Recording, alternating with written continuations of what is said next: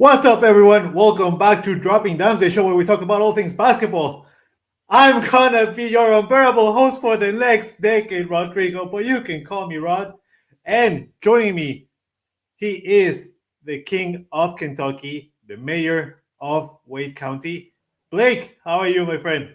Right. I am doing great. I think this has been the absolute most insane past 48 hours or so, which I know we have a lot to talk about, but so many things going on.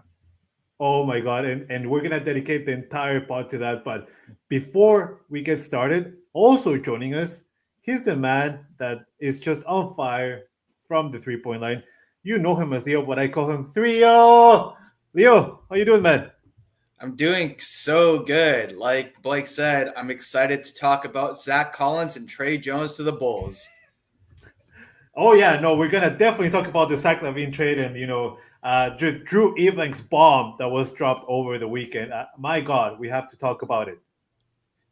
All right, guys, we might have some special guests throughout the episode. We might not, but just a heads up.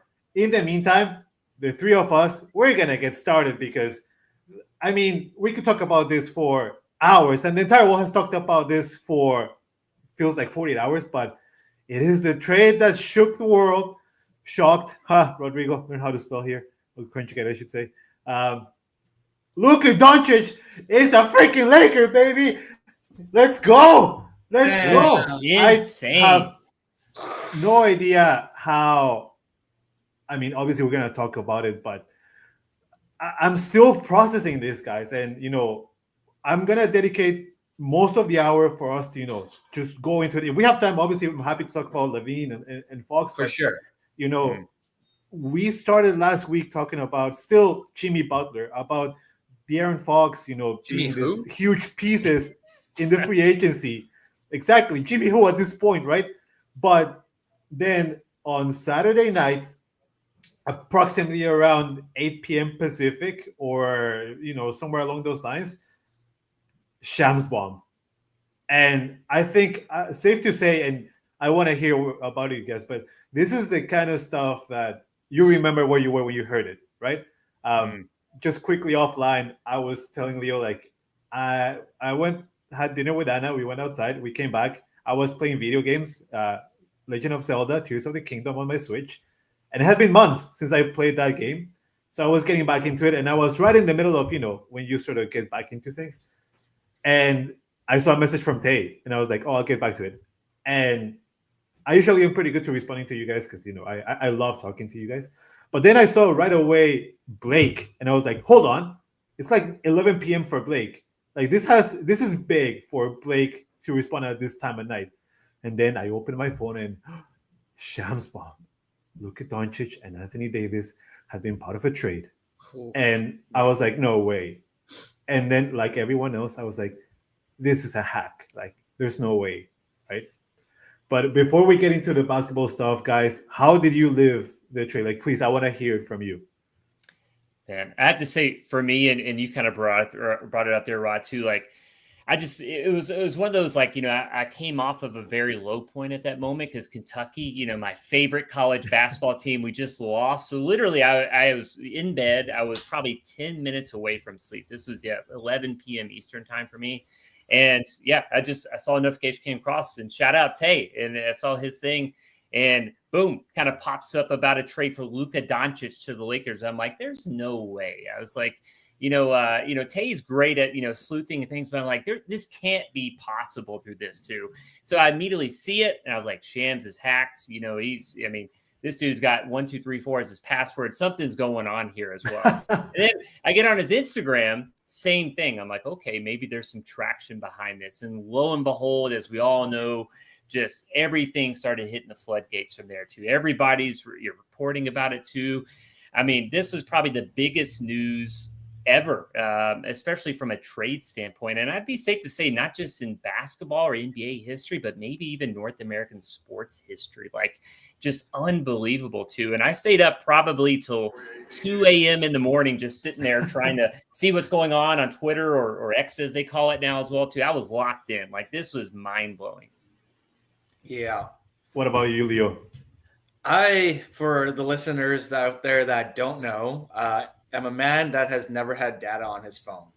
And so I was out on a Saturday night with some friends playing a couple games of snooker when I heard the news. A mutual friend of ours, David, texted me through regular text where nobody really does anymore, just saying, Luka's been traded. Luka's been traded to the Lakers. And I said, you're lying. There's no way.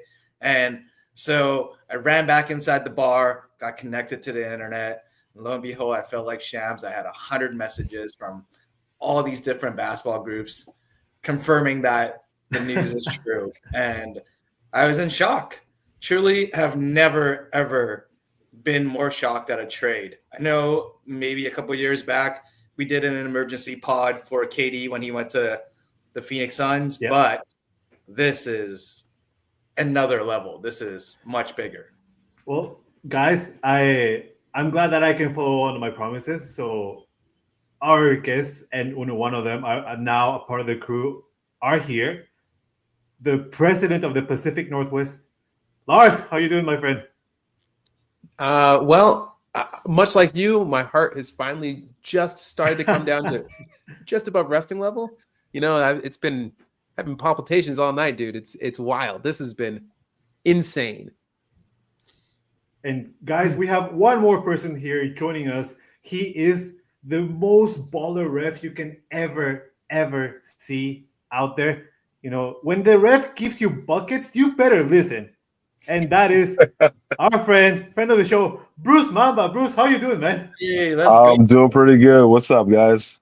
Hey, how's it going? So happy for you to be back on the pod, Bruce. Hey, good to be back, man. I haven't seen y'all in a minute, so this is a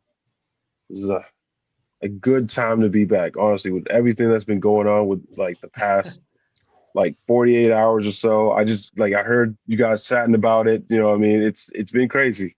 Yeah. It was, wow. I mean, crazy is just, literally an understatement. And again, just to have us all on the same page, this is how it all went down. The Lakers, the best team in sports, period, will get Luka Doncic, Maxi Kleber, and Markieff Morris. The Mavericks, they are getting, in return for 25-year-old Luka Doncic, Anthony Davis, Max Christie, and the Lakers 2029 first. Now, there was a third team. This might have gone long in translation for a lot of you, but the Jazz, believe it or not, the Utah Jazz were involved. And Danny Ainge, reports say that he didn't even know he was involved in such a big trade. That he know he was part of a trade, but he didn't know he was helping the Lakers getting Luka. The Jazz got Jalen Hood-Schifino from the Lakers, the 2025 Clippers second, and the 2025 Mavs second. We already heard from Blake, Leo, and myself, but Lars, Bruce, how do you guys first? I want to hear from you. How do you first learn about this trade? Because this is one of those moments, like I said, that are, I was doing this and doing that with this person when I first heard it. Lars, take it away, brother. Sure, not a problem. I actually heard it from folks in this crew. Somebody had sent a message, and I was like, obviously that's a lie. Somebody's joking around because we kid, we love, we hang out. But the fact that somebody put it out there, and I was like, let me go double check. I like to check my sources before I come back and like get after somebody. So I'm looking all over X, looking all over Reddit, and it continues to get more and more and more true. I felt even a little bit holier than thou because I'm looking into it, reading between the lines, and I see that that Shams had written in capital letters, breaking, and like to start his tweet. And he never does that because his news is news. It's not breaking to him. But even this was so breaking to him that he wrote breaking. And I was like, guys, it's obviously fake because he wrote breaking. That whoever did this was trying to emulate Shams. But wow, I've never been more angry to be on the West Coast because this happened a little bit after midnight on the East Coast. So all of my East Coast connections almost all of my East Coast connections were already asleep. And so I'm trying to like process and like just talk with all the different basketball heads that I know across the country. And like half of them are already asleep. So it was a rough couple of hours. And then between that, and not to get super political, but between that and the trade war that's potentially starting between Canada, America, and it was a lot going on. Also happened, yeah. Yeah. That was a lot. Strictly But it was basketball on this podcast. Right. Yeah, we don't charge 25% on basketball talk here. Yeah, I don't need to lose friends for now. Bruce, what about you? How do you live this madness that became Saturday night? So obviously, you and I, we were at Joey's event, the Ultimate 1v1, right? Big shout out. Yeah. Everything over there was perfectly fine. Everybody's enjoying their day, enjoying some basketball, right? We're just like, all right, this was fun. It was amazing. Then we're all gonna go home, watch some basketball when we get home. Some of us were at the gym hooping, right? I was at the gym hooping with a couple buddies. It was myself. You guys know Keontae and Drew. So we were over we were at the Pulse League. So we just finished the game. And I get a text message, and it's a screenshot of the tweet saying that this is the trade that's going down. It's like breaking, like just as Lars said, breaking. AD being shipped off to Dallas, like for Luka Doncic. I'm like, get out of here, right? So I put my phone down, right? Ignore it, right? And then I get another text. This time, the text is a screenshot from ESPN's official page, and they're confirming what Shams had said. So I'm like, no, there's no way, right? And at that point, I was having a full-on conversation about something else, right? And now I'm just sitting here on the phone. Everyone else is chatting. They finally noticed that I haven't said anything because they were trying to ask me a question. I don't remember what they were asking me. I was just deadlocked on my phone, right? Scrolling through every piece of social media, trying to confirm this on my own. And they're like, Bruce, what are you looking at? I go back to the screenshot on ESPN's page or whatever, right? And I go on their Instagram page. It's on there. I just hand the phone over to the group of guys. We all are just losing it, trying to figure out how this was even allowed. Yeah. Definitely.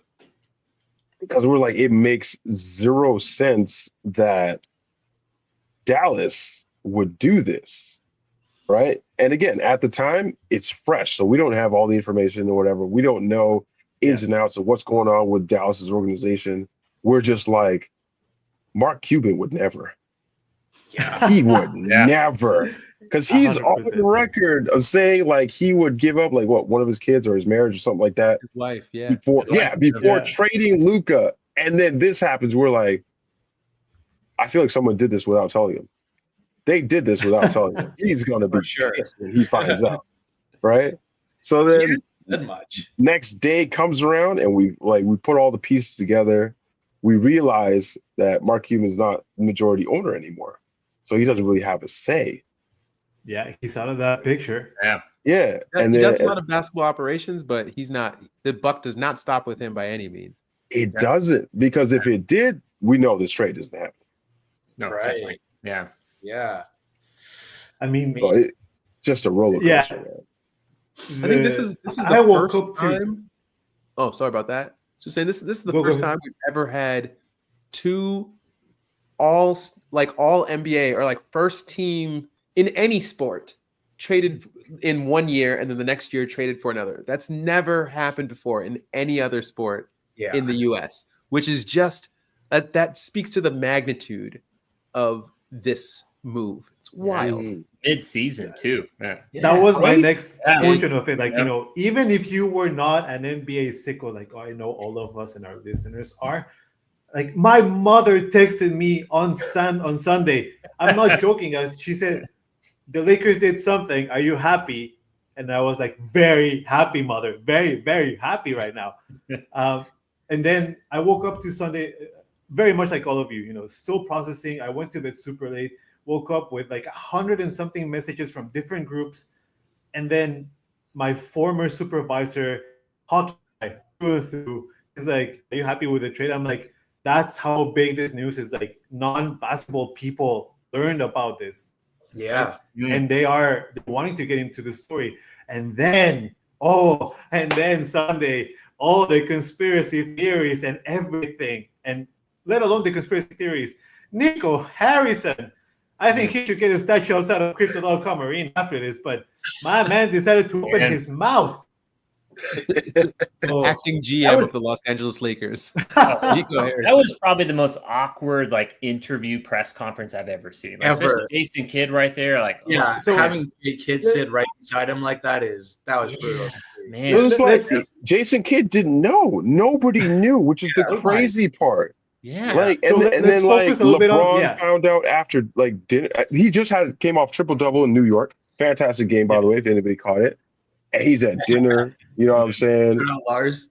I'm glad we're Someone hands him not a talking about that phone. game. Don't worry about it. Like- Keep going. Someone hands him a phone, and he's just like, "What you mean they just traded my brother? What you mean they traded my best friend to where?"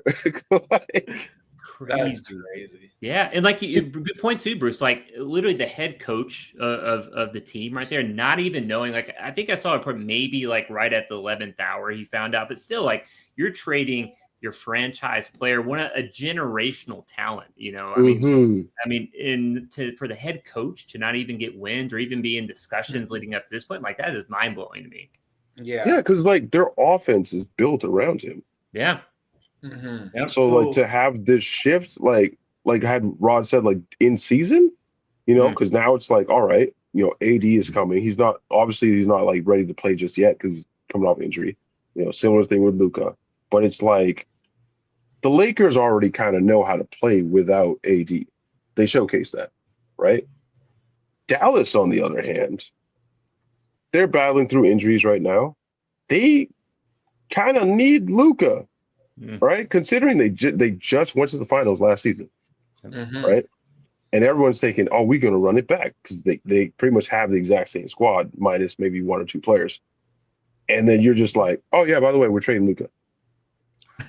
Yeah, I mean, Crazy. but it not for like a Hassan Whiteside, right? Like for an Anthony Davis, an all True. NBA center. That's the thing. So let's get into the actual trade of. And I'm sorry to interrupt you. I will give you I will give it back to you. But let's get into the the nitty gritty of the basketball side of this because I want to get back to the gossip eventually. But okay, as it is right now, the Mavericks have, like Bruce said, the same squad as last year, minus Luka, but a big plus in AD. I agree. The magnitude of this trade makes it sound like AD was, Ira Newell, right? Of course, he's not. He's arguably a candidate for Defensive Player of the Year for Mhm. multiple years, right? The Mavs and the Mavs give AD what he wanted from the Lakers, actual centers to play with, and they still got Kyrie. They got Klay Thompson. Lakers, on the other hand, they're now depleted from bigs. Now Dorian Finney-Smith, Christian Wood, who's still hurt. Vando made a comeback. Jackson Hayes is somewhat hurt. They're depleted a little bit on the front court. But how do you guys feel like this all is gonna, at least for this season, gonna play out for the Dallas Mavericks and the Lakers? And Leo, I know you had the word, so I'll throw it back to you. Sure, yeah. I mean, the first thing that comes to mind after that trade, after all of the emotions had subsided, was that I think the Mavs actually got better in the short term, right? This is a better fitting team that could go to the finals. And I think seeing the OKC Thunder this year being top dog out in the West and knowing that they're a young nucleus that isn't battle tested yet, maybe the Mavs kind of saw that this is their window to really go for it. And they did, right? AD has always talked about wanting to play at his natural position, the power forward. Now he's got two really good rim protectors that can take on those bigs that he doesn't want to take on in Gafford and Lively. And then also the importance on the offensive side for him now is expanded. And so this is a tale of two 1B stars in Kyrie and Anthony Davis on a redemption arc to see. 3 1B stars if you want to sort of count Klay there. Yeah, I'll put Klay there too, right? To see if this is the moment that they can go for it all. They also still have PJ Washington, which is a fantastic, third, fourth option there. So I actually like what Nico did here for the Mavs in the short term. I know it's crazy to say that getting rid of Luka was the right move, but this team was constructed to win now, and the Lakers aren't. And with all the I don't know, conditioning problems and injuries that Luka has had this season, I know it's like a right now thing, but I feel good about it for the Mavs currently. All right, I'm gonna cut off the other because it's getting anti-Laker. I don't like this. Lars, go ahead, please. Actually, you know what's wild? I actually think that this is good for both the two big teams. Utah, let's put Utah over there. Nobody cares about Utah. Yeah, no, Utah. Thank you for playing along. If exactly. If we're talking about the Lakers and we're talking about Dallas, I actually think both teams kind of won in this situation because, like Leo said, they've opened this window for 2 years. There's only one ball on the court, so you can only have so much offensive firepower. They've got Kyrie, they've got Clay, they've got a system that works. They now have AD, who's a force inside. Like they can make that happen, and they definitely got stronger defensively. Right? Issue being AD is 31. He's probably in the second half of his career. And from here, it's probably a little bit downhill. But they've got a good 2-year window, I would think. And if they can get to the finals last year, if they can get those vibes right this year, I think this year and next year they genuinely compete. Whereas on the other side, also, and you have like just the angriness of an Anthony Davis. Like when he's playing like his head is on fire, look out. You got all these people, Clay with that experience, Kyrie with that experience, like PJ Washington, like they have an angry squad. And I think barring this last performance, because they were pretty mad about Luka being gone, and I don't think they had any of their starters start. No, but they didn't have I'm excited to see what can come from these guys. On the Lakers side of things, the Lakers, they may not have necessarily gotten better this season, but I do think that they made a smart move for the Lakers, if for no other reason than now, we've said this for 10 years now, but seriously, it's got to come up sooner or later. Father Time has to catch up to LeBron eventually. And they now have an exit strategy. AD wasn't exactly that. Like some people wanted him to be, but now we know that we have somebody who's going to be there for definitely years to come. And let's be real, LeBron is such a genius basketball-wise. He can fit with literally anybody, in my opinion. I do think it's going to be weird to see. LeBron. Like these are both ball dominant guards, right? Or ball dominant players, because positionless at this point. But this will be the first true test that we'll ever see of LeBron actually having to be and choosing to be and actually playing the number 2. He wanted to do that with AD, but AD wasn't able to step up in that regard. So, LeBron took it back. Luka is not afraid of that. He's been doing it since he was 17. Like, this is going to be super interesting. So I'm super excited to see what's going to happen this year with the Lakers. I don't expect them to do much more than like probably get into the playoffs, maybe first round, potentially second round if they have a really good time. But like, I think they can really make a push this year and potentially next year. And like in these final, the twilight of LeBron's career, I think that this is a good, smart move for them too, personally, especially if they make moves right now to get another big. I like that, the Lakers. Lars, give me some, some good vibes here. Blake, please keep the good times rolling here. And what do you think here?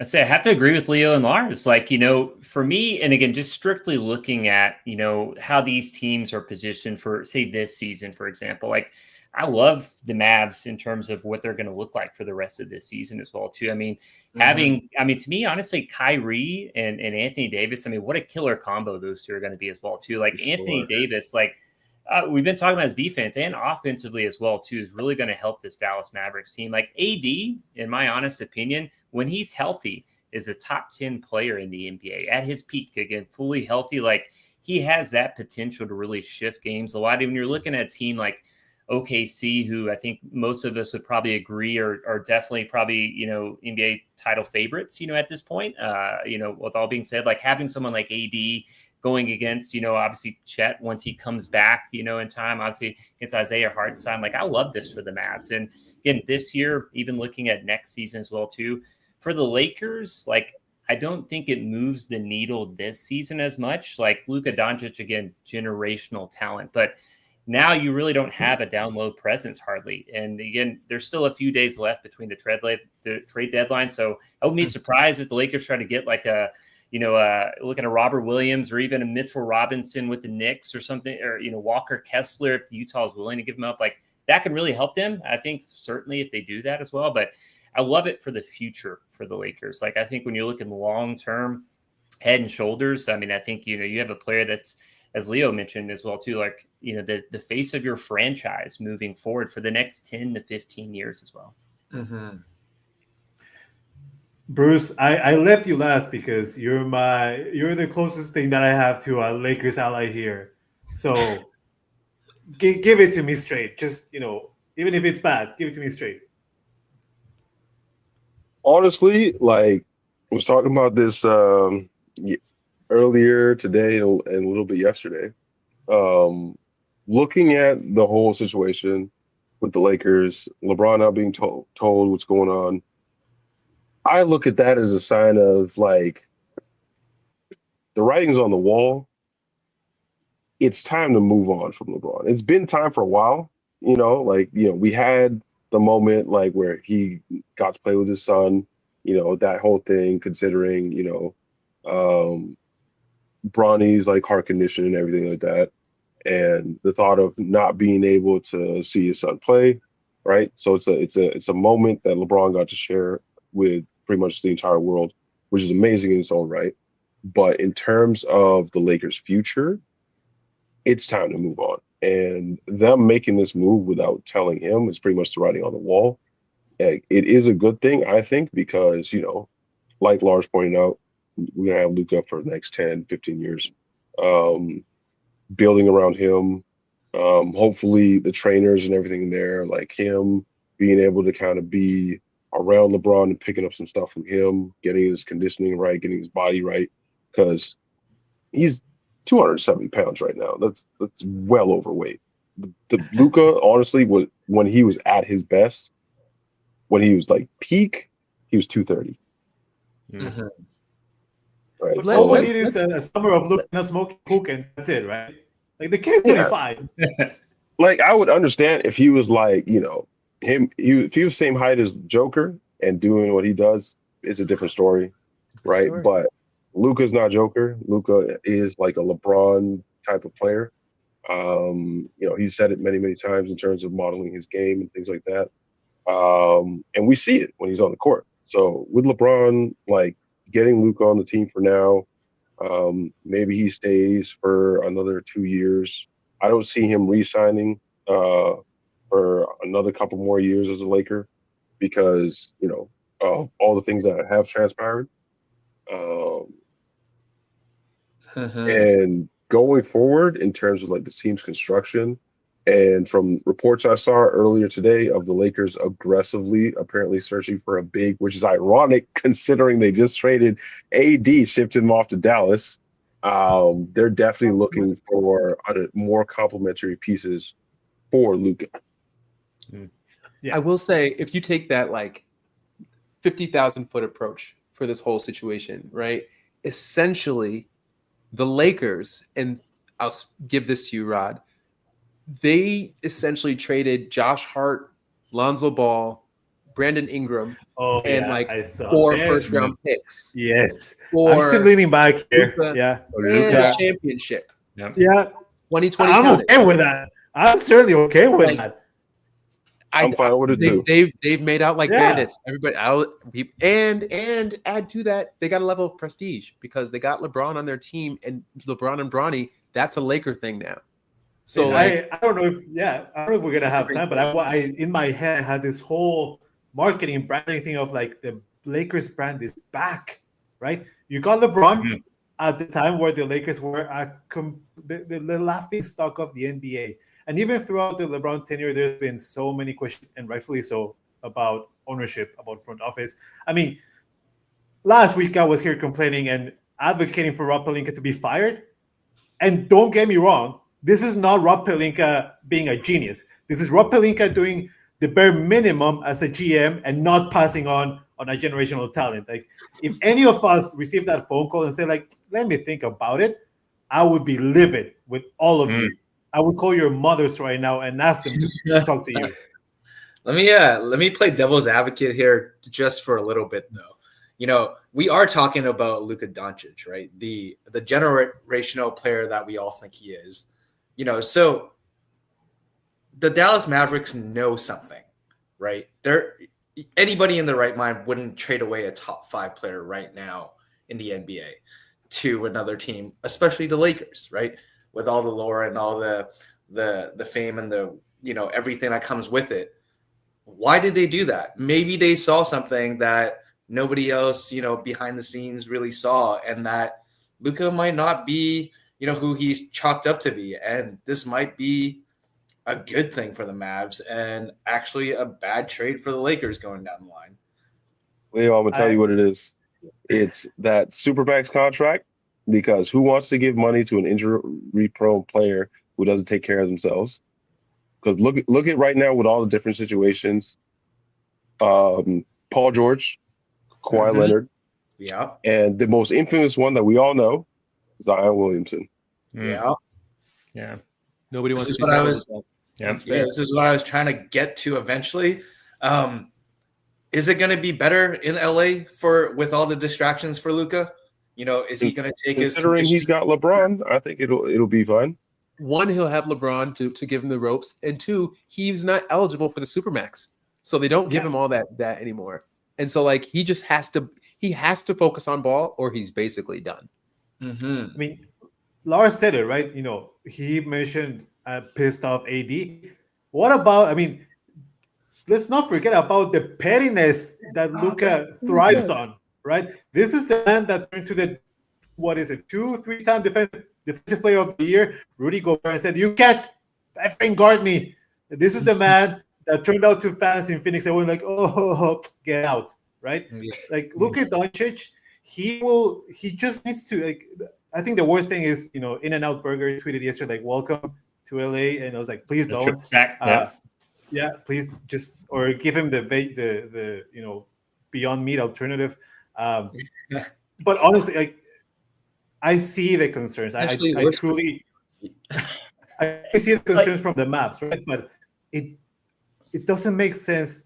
Like, Luka took them to the finals on one leg, and obviously he doesn't play alone. You know, Kyrie's there, Gaffer, Lively, the entire Mavs organization, you know, put this team together to be competitive. But, you know, your cornerstone, your centerpiece, you just give him away for very little return. Again, AD is not a bum. Like, they got a really good player. But I was texting with all of you guys, you know, KD fetched 5 draft picks in total, or 7. Rudy Gobert fetched 5. Like, all of these trades that, you know, they could trade, you guys could trade me and get at least 2 draft picks. And you're telling me that they only needed 1? Like, but it's what AD. the hell? Like, it is sure. AD. I'm not sleeping on AD. Like, But he's this is, you know, it's an asset that is 6 years older. This trade is unbelievable. AD is But wild. you got to remember his track record in terms of, like, how many games he's played, right, throughout his time with the Lakers, right? Obviously, the early years, win the championship, the year after that, and then, like, just the injury-prone nature of him. I'm going to push back on the injury-prone thing, though, because he hasn't been injury-prone since 2022, right? It's a short sample size, but, like, he's up until now, he's only missed 3 games this season. Yeah, this season he's doing phenomenal. And last season he also played fantastically with, like, very little injury.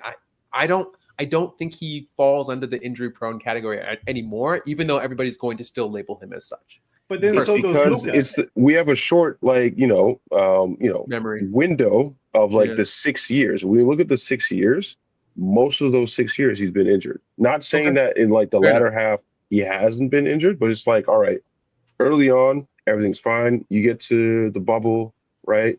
Everybody's worried about him hurting his ankle or him sitting out, not being able to play finals. Because let's be honest, had he not been injured during the 2020 finals, he's getting that finals MVP. Yeah, I agree with that. And I think I just want to backtrack just a little bit too, going back to Luka. Like, for me, thinking about, you know, maybe why the Mavs did this as well too. Like, yes, I do think, you know, there is some frustrations behind the scenes. Like, we see in the reports all the things coming about his conditioning, and obviously, that's been there for a long time, right? Bruce brought up a good point. He's roughly around 270 or so now, and kind of looking at that too. Like, but for me, like, you're trading him kind of in this conversation. Like, we're talking about Anthony Davis, who, again, amazing player as well too, but has had injury history throughout his career. Again, maybe not as much lately, but I mean, for me, that narrative, at least, like, about his injuries and things like that, I'm just kind of looking like, you look last year, like, Luka played 72 games in regular season.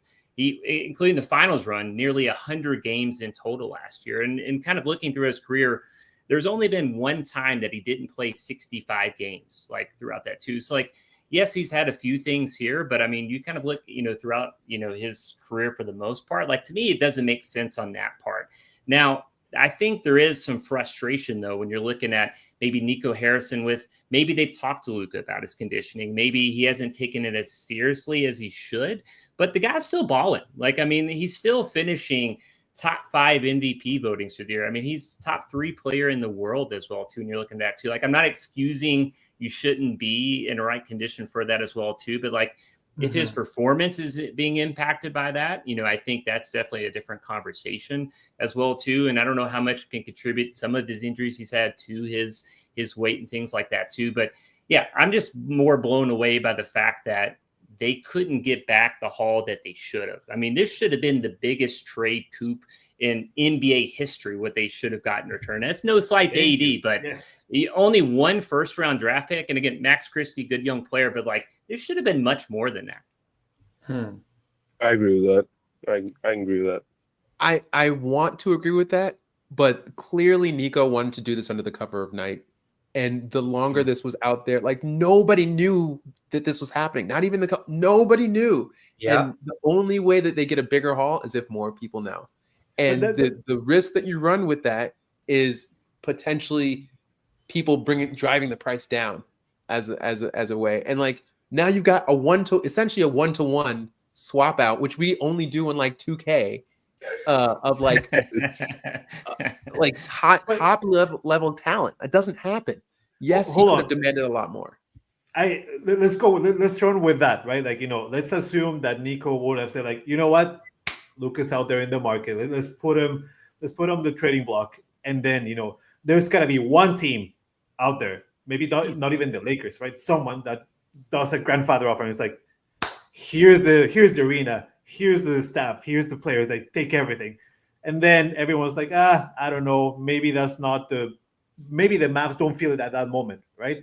And they say, you know what, I'm gonna hold on to it, and you know what, I don't have to trade Luka right now, but I already know, I got this grandfather offer, right?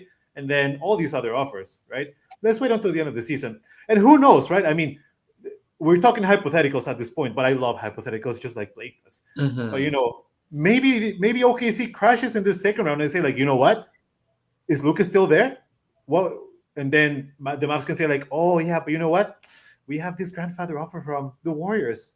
Do you want to top that, or do you want to match it? Like, where you at, right? So many things could have happened. Like, this is the time where, if you're Nico Harrison, like, I do feel like you could have gotten a better haul. And don't get me wrong. I mean, Nico, again, my brother, I'm going to frame a photo of him and just, put a Lakers logo next to it and just kiss it every time I go to the office. But it's just wild, the lack of return, like Blake said, that the Mavs got. And obviously the fans they're destroyed. The Mavs fandom, MFFL, like more like FML. Seriously. I mean, okay, we are talking about two very different franchises here, right? The Mavs have only ever won one, championship in their whole entire existence. And Nico saw an opportunity. He clearly went out and targeted Anthony Davis for the roster that they have right now, right? Kyrie's back. Clay's playing okay again. They have the beefy front court that they need and all the glue guys that you need to, like, potentially win a championship. So if not now, then when, right? Do you truly, Leo, be like, look into my eyes and tell me that you think the Dallas Mavericks in this current version of the Dallas Mavericks, and I'm asking the question to all of you, do you think with Luka or this current version that they are title contenders? With this current roster that they had before AD? Like, yeah, I mean, because the only change was Luka and AD, right? And Right, Cleveland, yeah. who was injured. They weren't going back to the finals this year. Let's be No, honest. I don't think so. No. They fluked it last year, right? Thank you. And But here's do you the think thing. that AD takes them there? Yes, I think AD absolutely. can get them there. Yeah, I genuinely think he Absolutely. can. I think you could. Damn Yeah. it. AD took your LeBron James in like what? His I love 47th AD. year to a championship. I love AD, but Let's AD go. AD needs a superstar 1A. Who said it? One of you said it. He's a 1B. I said it. Where's the 1A in Dallas? But We he go also 1B he plus also 1B equals championship. Here we he go. also gets to shine because he no longer has to play the 5, which he Mhm. doesn't want to. Mm. He's more motivated as a 4. He's motivated because now he's got a reason to push for it. He has a Kyrie who can hit any shot in the gym, and on the right night, Clay who can hit almost any other shot in the gym beyond the 3-point line. Like he has all the pieces there Yeah. to be the leader without having to be the guy. Yeah. Like he has a team. And I think that he could be a great missing piece to that because like let's look at the run that they had last year.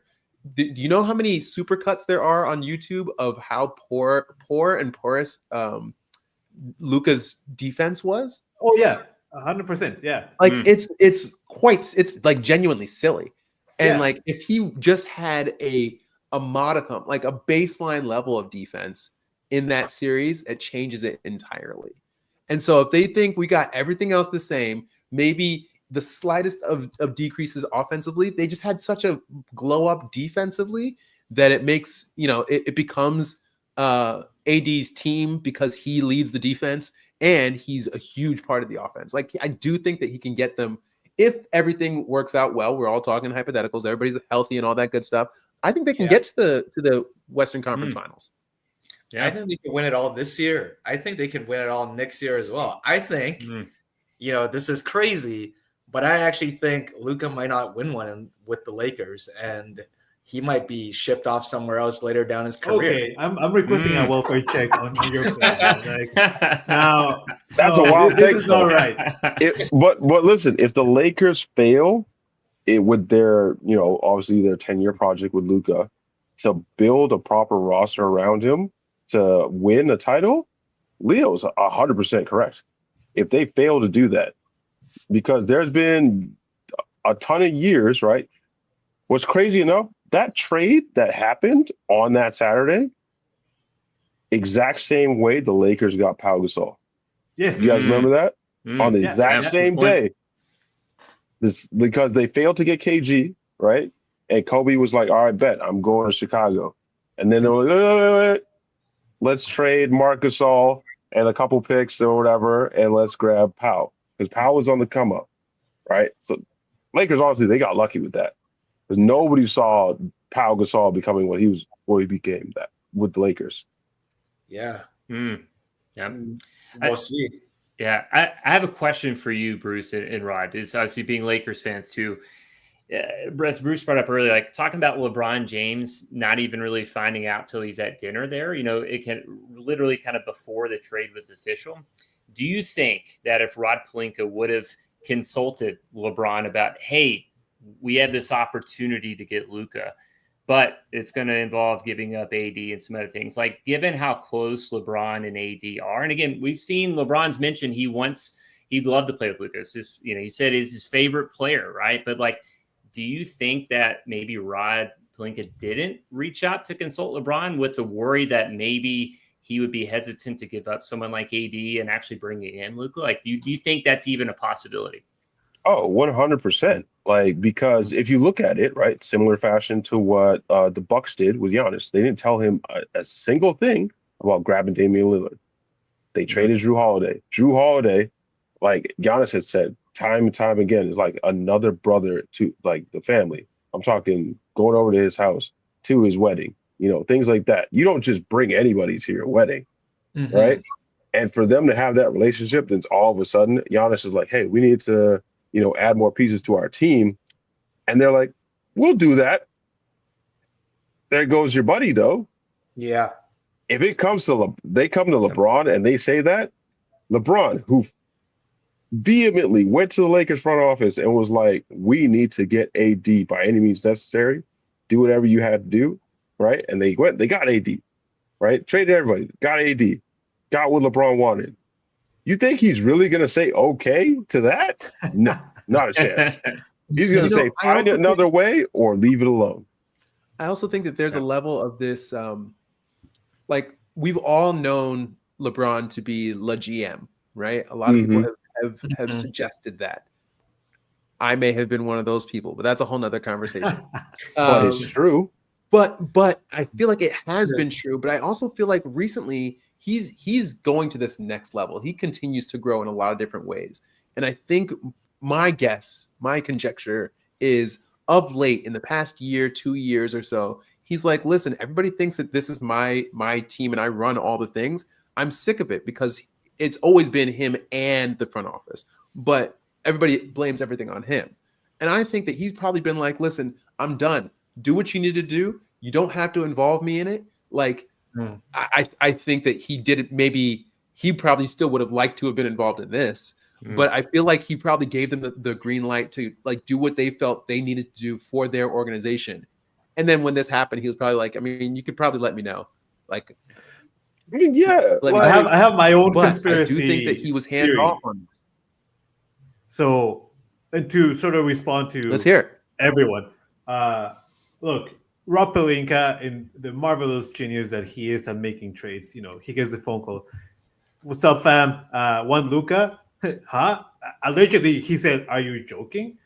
And deal goes down. And there are reports of Rob Pelinka saying that the first call right after that was to Anthony Davis and his agent. Who's the agent? Rich Paul. Rich Paul. Exactly. Now, I'm not, who am I to say that, things happen, behind the scenes, but don't you guys think that Rich Paul has LeBron as his number one, confidant, speed dial, contact, and goes like, Bron, what? I hope you're sitting down because we need to talk right now. And allegedly, the order of phone calls was AD and agent, 5 on his speed dial. And there were 3 phone calls. Like AD was the first one, then Luka, and then LeBron. That was the order that is allegedly being thrown out there. I believe it, sure, but don't tell me that AD, Rich Paul, and LeBron didn't have a quick Microsoft Teams huddle, and they say like, "All right, thank you for being here." The agenda for today is like, "What the heck just happened?" And obviously, LeBron, he's playing the part. I agree with what Lars said. He's tired of being called the GM. Is like, do whatever. He's publicly distanced himself from the front office. This season he said like something like, "You should ask Rob. That's his job, right?" Did he know? I think he knew. I mean, I don't think he knew like about it entirely. I feel like there may have been wind of like them trying to get Luka, but not necessarily giving him the full details of. Oh, no, I agree. I agree with you. Yes. Right. Because like think of it like this, right? Say we're on the same team, right? We're all good friends here. Imagine if somebody was like, "Hey, we're gonna trade Blake," and we are not consulted by any means. And one day Blake's just gone, and there's somebody else in there. Well, who's this guy? and then we get a call, right? It's like from Blake saying, "Hey, I just got moved. Sorry, this is how you guys have to find out." We feel some type of way about it. You know what I mean? Yeah. For sure. You're not wrong. AD wasn't very happy with the front office, just before this, and but I don't think that was, and I'm not trying to defend the Lakers front office. Like, he said, we need a big. And honestly, kudos to AD because that was maybe the second time that he's ever voiced out his frustration, or not even frustration. He's like, we need this, right? Yeah. There's rumors about, like the Lakers brass growing frustrated with that thing. I don't see it, not because I'm defending the Lakers, I swear, but just like, AD rarely speaks out to the media. And when he does, like he said, it's like, okay, you can even brush it off and say like, all right, man, we're still going to do whatever we think is best for the team. But that's the part that, put yourselves not in Nico Harrison's shoes anymore, in Rob Pelinka's shoes. You're probably at Disneyland or just living Disneyland because my man loves his Disney trips. And he gets a phone call and he's like, hey, what you doing? I was like, nothing. You? How would you like to get Luka? Sure. And then what? I was like, no, for real. Like, can we get a deal? Like, yeah. Do you want this kid? Like, we get Max. Do you want a first pick? Yeah. The more I think about it, the less I like this trade for the Lakers, really. And this could kind of come back at me, and they'll have a bunch of championships with Luka and all that. But I look at all the top teams right now, and none of them are made up of like a 1A ball dominant superstar that doesn't have any kind of strong wing defense and like an anchor in the middle. And the way the NBA is going right now, I don't know how the Lakers are going to be able to build anything around Luka in the next 5 years. I'm not even going to address this anti-Laker propaganda. This doesn't deserve a response. I'm sorry, Leo. I was talking from my side. But I'd say I kind of agree with Leo a little bit on that too. Like, and again, this is all hypothetical, but hear me out. Like, I think the Lakers head and shoulders won this trade. I mean, you're getting Luka Doncic, but like for me to like, who's to say when's Luka a free agent? Obviously, he's able to sign the Supermax, but is it next season? I think it is, right? It kind of comes up after that. 26. I'd say 26, right? It's 26, 25, 26, and then he's got a player option, and then 27, 28, he's an unrestricted free agent. Okay, perfect. So, like, who's to say? I saw reporting, and but I saw it from a few places. It's not from Shams, but that kind of mentioned that for Luka, if he were to leave Dallas, LA, and even Miami were kind of places he would consider actually wanting to go. Like, who's not to say that a couple of years from now, if he doesn't opt back into his contract, like that he wouldn't go to like in LA, right? From that as well too. Like now you're the Lakers. LeBron, is really you got 2 years best with him, all right? 1 year maybe because the All-Star game is going to be there next year possibly, right? Or it is. So like what if he leaves kind of farewell from that? But either way, 2 years max. Now you don't have AD either, right? Like when maybe AD's still there again, he'd be 33 at this point, but hopefully maybe you get a Luka Doncic, you can entice him to come as well. There's a lot of what ifs here, but like you're investing a lot. So again, you're having a generational player in Luka and you can easily build around him, but like long term, I think it works well, but just I don't know. Spoken like a true Miami Heat fan. He's like, he's coming to Miami. Yeah, I would have loved for that. We would need that. Want the conversation to be about Jimmy again. None of this even really matters because De'Aaron Fox is with Wemby now, and it's all over.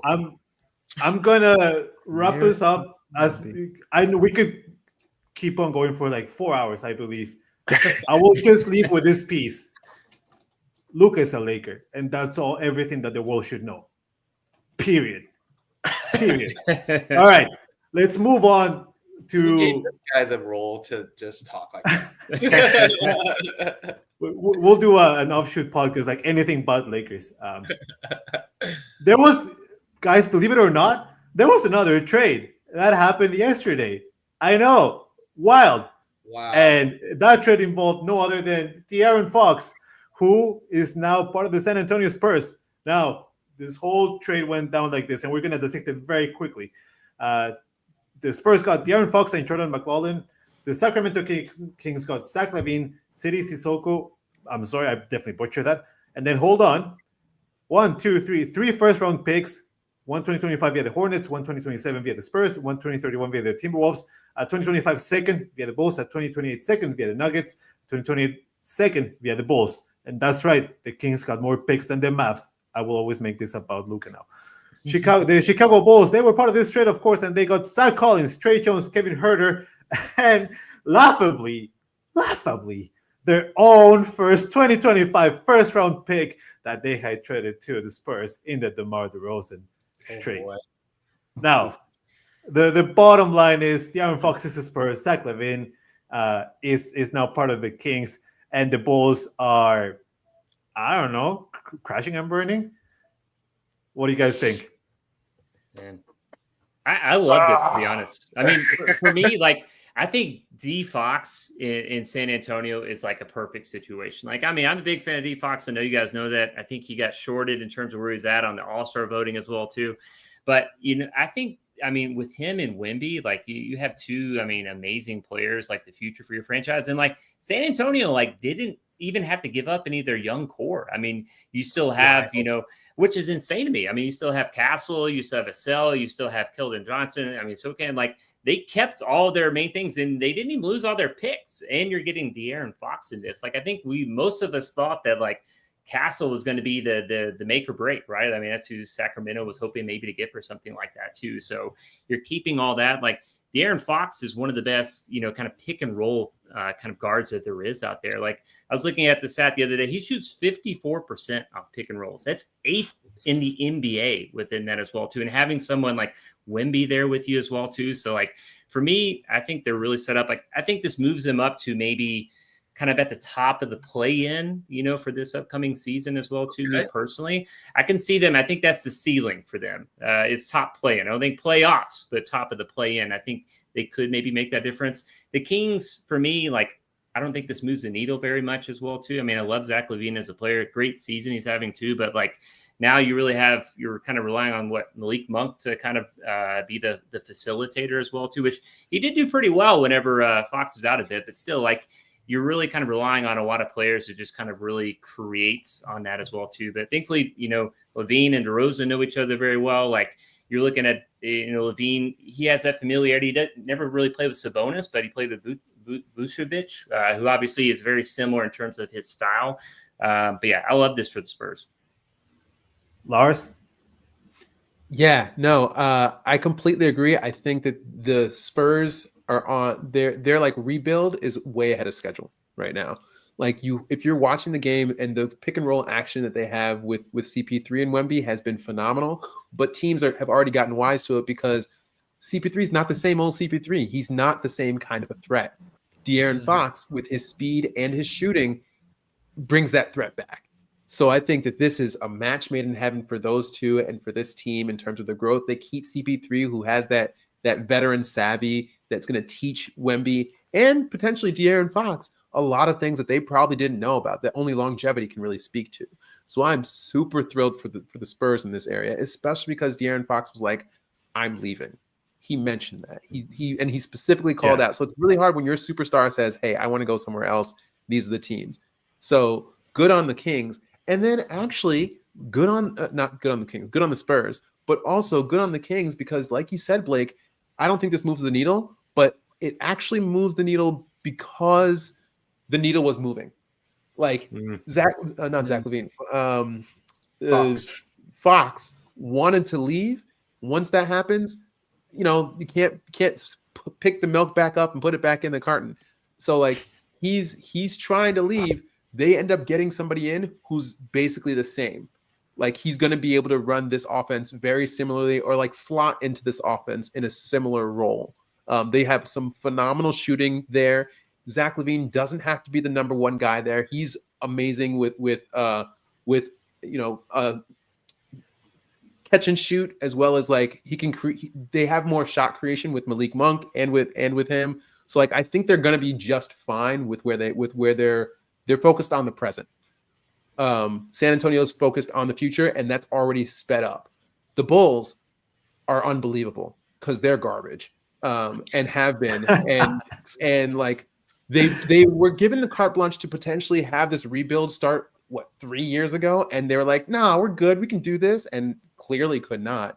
This year, with this trade, they got, I think they got Josh Giddey, it was Kevin Huerter, Zach Collins, Trey Jones, Collins, Trey Jones, Kim Herter, and their own 2020 first. They didn't even get a first rounder.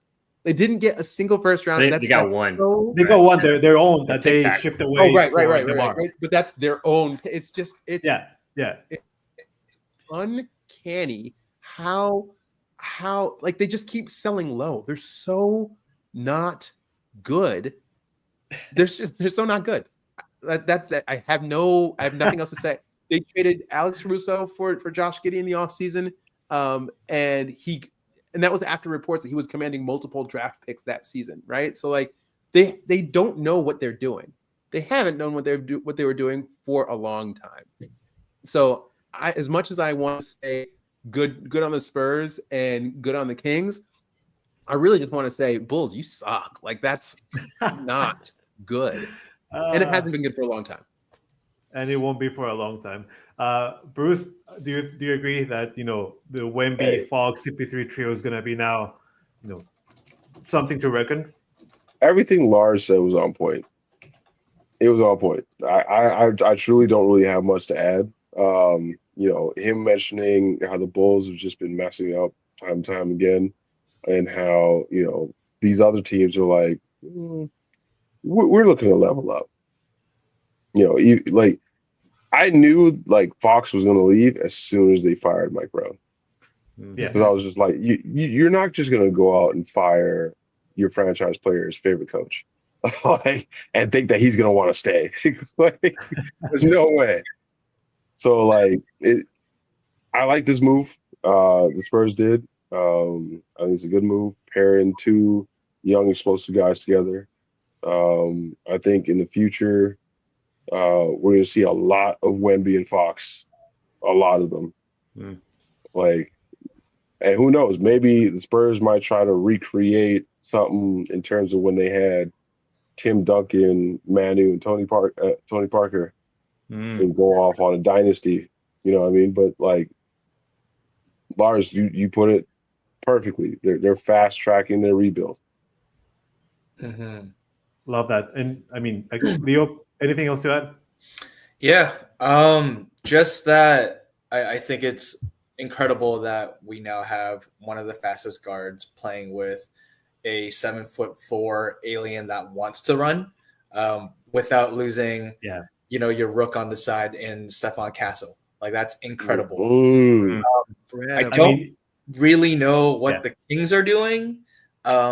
Sabonis is just in the same position to me as Vucevic, where they're just going to be stuck in these mediocre teams forever and not ever see the day of light, even though to me they're both all-stars in their prime. Not Vooch, but Sabonis now and then Vooch earlier. So that's all I really got to say is that I'm excited to see the San Antonio Spurs. Texas, I'm all in. Houston, Dallas, San Antonio, I'm here. Maybe you should move to Dallas if you love it so much, Leo. But no, to our listeners and viewers, if take advantage of usually League Pass goes on sale after the All-Star, for the second half of the season. At the Spurs, this is your chance. At the Spurs, they were fun to watch. They're gonna be extra fun to watch now. I already took too much. The Kings, they're fast. They're fast, fun. They're in the same division as the Lakers. Don't bother. At the Lakers, Bulls, DeMar and Levine have already done that.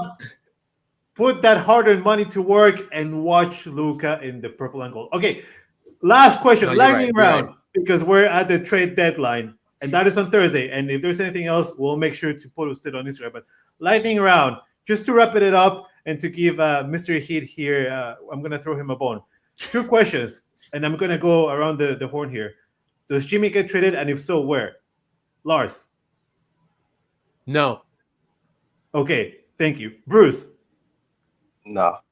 Okay, Leo? No. What? Okay, Blake? Yes. Where? I think Phoenix. I think it'll actually end up working out. I know it seems tough. I think it will work out in the end. But Bill won't be coming to Miami though. No way. Oh, okay. So. Okay. Yeah. They already said they won't take him, so I don't think he'll be there. But they're gonna do. Do you think it's going to be a 3-team? I think it's going to be like you hear those like 3 to 5 team, kind of multi trades. I don't think it's going to be straight up Miami Phoenix, and obviously, Miami's come and said that they don't want Bill just because that's not, the kind of contract they want to take on, or obviously what they want for their future. So obviously he has no trade, but which is going to be challenging, but I think it'll work out. I think it's hard to come back from it. I don't think we're going to see Jimmy Butler play basketball again this year. Oh, Players Association though, they'll come in. Yeah. We're 72 Jimmy's hours got to do his job. He signed the contract, didn't he? True. We'll see. Yeah, look at the situation with De'Aaron Fox. They fired his head coach, right? But he said, "All right, I want to trade. But I'm still gonna be a part of this organization and do what I need to do. Not leave you guys hanging." And he played those games. I mean, but we've seen stars, and the relationship with Riles is, it's like those two they could go to couples counseling and they could still not talk to each other afterwards. I mean, we know like his history. Like for example, when he ran Shaq out right after they won, and then the whole thing with him and LeBron, and then after LeBron, the whole thing with him and D Wade, right? Who he eventually had come back to Miami. Which honestly he should have never left Miami. I didn't understand why he didn't want to just pay that man. Like, bro brought you 3 championships. Come on. Definitely. I'm gonna give you my quick answer. I say yes, and I'm gonna go ahead and say, even though all reports say no, I think there's something up. I think Jimmy Butler will be a Warrior. And I think the Warriors are desperate, and they just want to make a move for the sake of making a move to tell Steph, look, we did something, Steph. Don't leave us. I don't think he's going to go to the Warriors because he said that he wasn't going to sign the extension. I know. And you know what? My objective, logical brain agrees with everyone, but there's that mini rod with a tinfoil hat that says like, no, they're putting it all out there just to throw everyone off and to drive the price down. And you guys are probably right, to be honest. But I think there's a chance. There's a chance. I mean, who's to say too? Like, he's there and they make a run, right? I mean, who wouldn't want to play with Steph Curry? So maybe he changes his mind and then he does want to sign long term with Warriors. Who knows? I mean, after Saturday, guys, in my best KG impersonation, anything's possible. Here's the thing about that. You're absolutely right. Like, the thing that popped into my mind after things started to settle down was this now gives. I mean, we're in a copycat league, right? And so this now gives all these other teams that have been like pushing and fighting against their star player, and they're like, you know what? Maybe I can just cut him loose and get something direct for it. Like, I think other teams might be willing to start doing this. So keep an eye out for that.